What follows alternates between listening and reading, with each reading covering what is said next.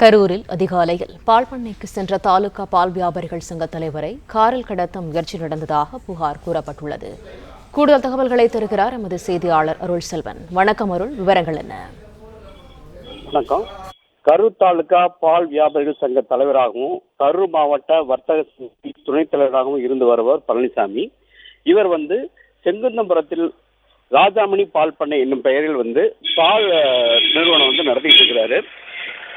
இவர் வழக்கம் போல தனது வீட்டிலிருந்து அதிகாலையில் கிளம்பி கடைக்கு சென்று வியாபாரம் செய்வது வழக்கமாக கொண்டிருக்காரு.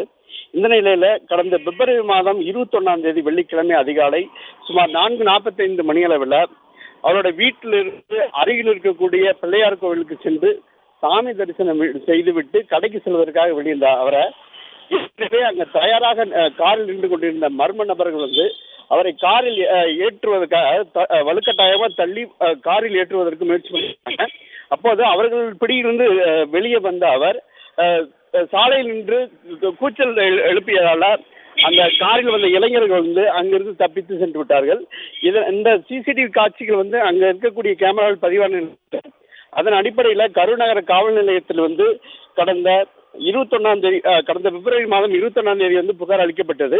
ஆனால் புகாரின் பேரில் போலீசார் நடவடிக்கை எடுக்கப்படவில்லை என்று கூறப்பட்ட நிலையில தற்போது அந்த சிசிடிவி காட்சிகள் சமூக வலைதளங்களில் வைரலாக பகிரப்பட்டு வருகிறது.